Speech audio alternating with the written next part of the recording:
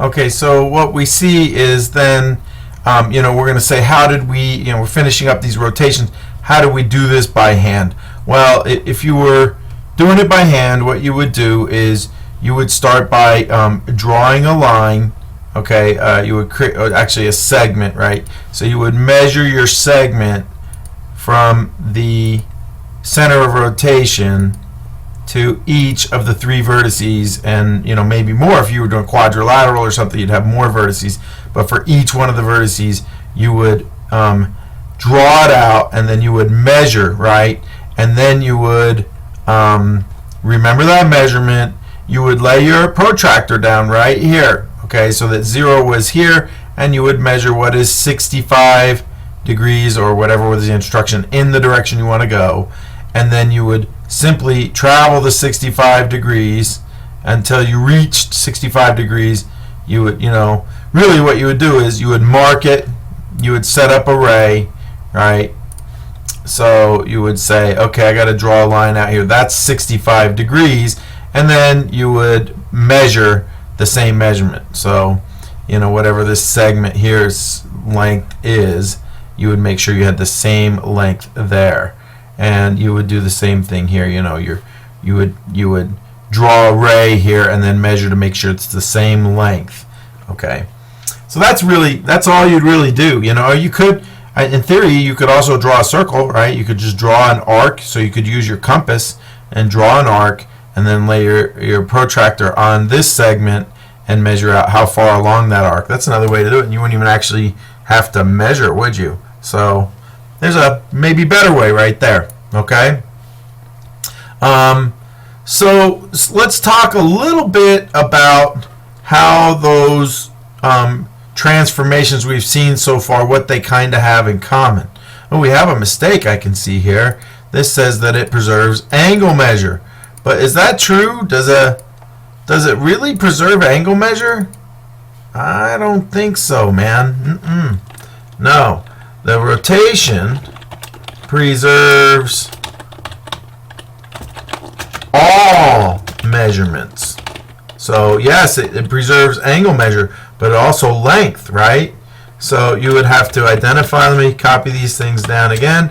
The 3 things that you need in order to do a rotation is 1, the point around which we will rotate.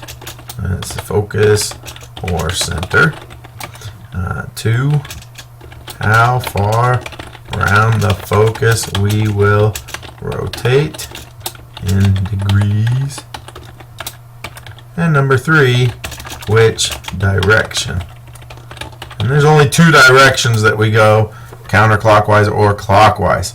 So we're going to just replace that, get rid of this guy, and now it's a little bit better here. That's a little bit better.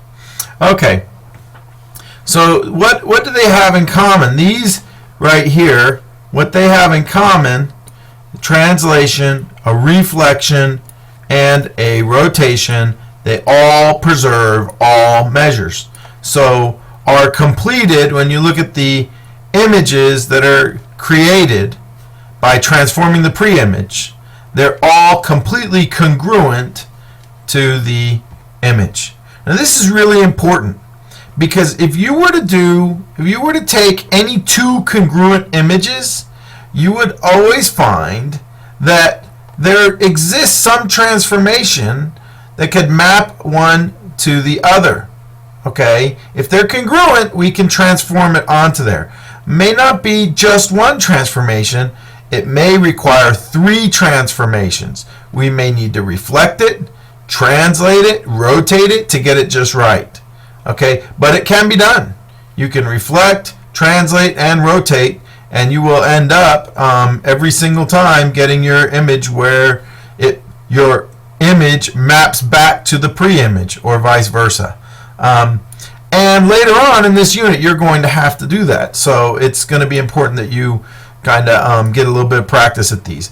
Well, at these 3 transformations, the rotation, reflection, and translation, they are transformations that we call rigid, because the images are all completely congruent to the pre-image. Okay? there are some other couple little weird things that we can see in here using this technology, and I'll show you this one first. This is called reflect an object about a circle. Okay, so just to see how weird that would look if I reflected like our polygon here around this circle, look what happens. Now this is not high school geometry, trying to calculate that, okay? That is something you do at college geometry, where you might work on something like that. So we're not going to worry about reflections about a circle. And also reflections about a point, they can be done, but we just don't tend to focus on them in here, and we're not going to focus on them right now. Okay? See what other transformations they have here. Rotations, translations by vector.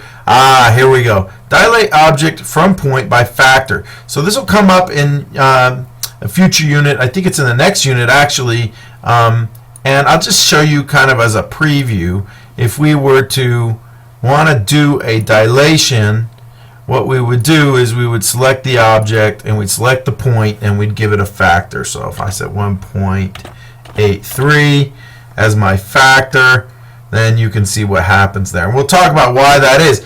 But what I want you to notice is something interesting, okay? This is a different classification of a transformation, okay? So let's see what we can about this here. We have, oh boy. Let's try that again.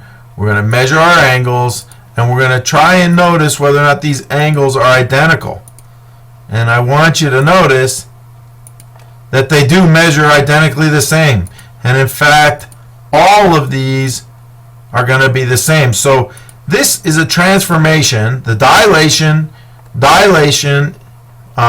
is a transformation that is going to preserve our angle measure but not preserve length. Notice that things end up enlarged or reduced. So that's just important to know. So now the next step is, understanding if we have two objects, can you confirm whether or not they are congruent? And then if so, you'll be working on, we've talked about, congruency and how you can prove that. And if you can prove that they're congruent, then can you identify the rigid transformations that map one onto the other? That will be coming up soon in the next adventure. Okay, in this adventure, you're just going to have to know that if they do not measure identically, you would say, okay, there are no rigid transformations that can, because they are not congruent, that can map one onto the other. And of course, you'd need to know that if they have same angle measures but not the same length, then you could say, oh, I know that's a dilation.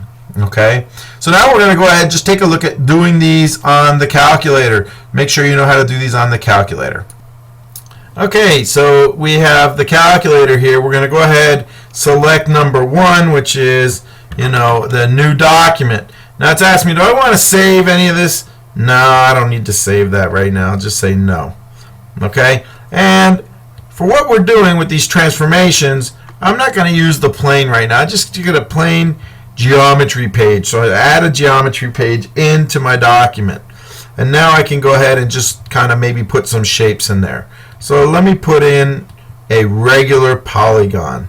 Okay, regular polygon, as you remember, is a polygon where all the side lengths and interior angle measures are congruent.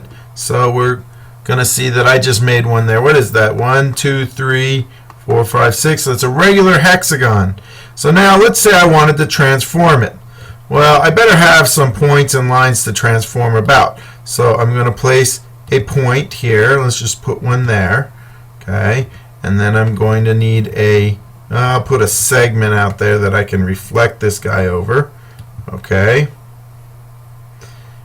All right. Okay.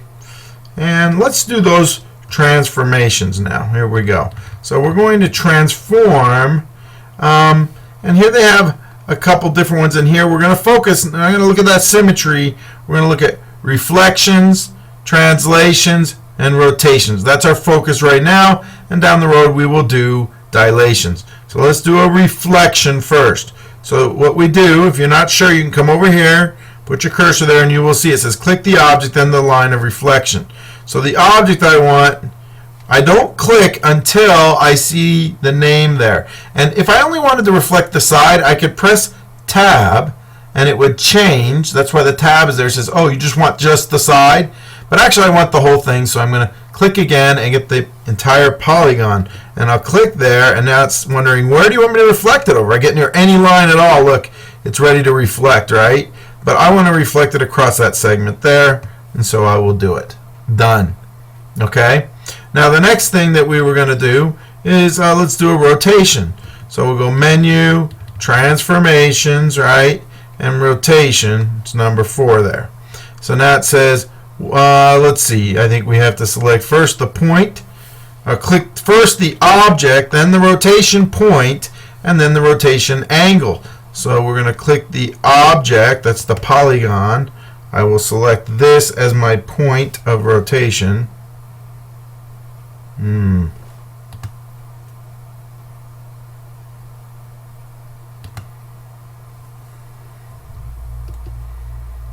Oh, and it did not give me a chance. Oh, I forgot to put in the number.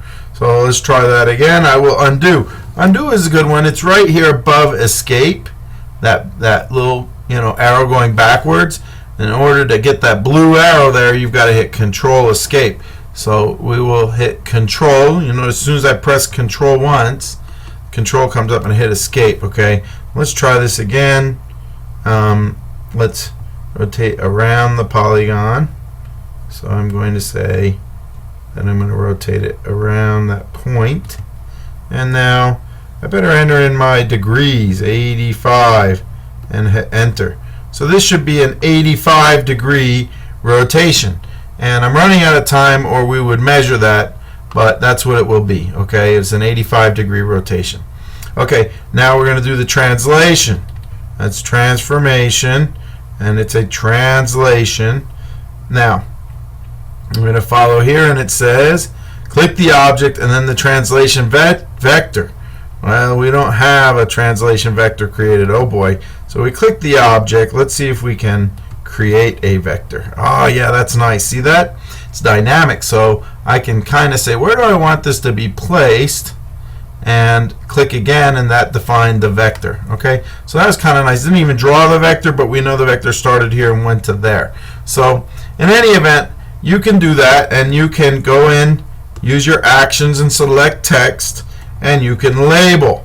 Okay, you can say, this is my reflection, but give the instructions, how many degrees did you rotate it, around what point, and maybe you label that point and you call it point A. You say, I rotated it 85 degrees in a counterclockwise around A. And we didn't ask us about counter, by the way. So notice that's kind of interesting. In math, for some interesting reasons, a lot of things kind of positive goes this way. You learn about this in Algebra 2. Positive goes this way, and negative goes this way. It has to do with rotations of the unit circle that you'll learn about in Algebra 2. But anyway, positive went this way. If we wanted to go negative rotation, we would have put in negative 85. Okay? So you could put something in there, and I'm just going to hit that and hit Enter. So your job is going to be to make some of these constructions. So look closely at your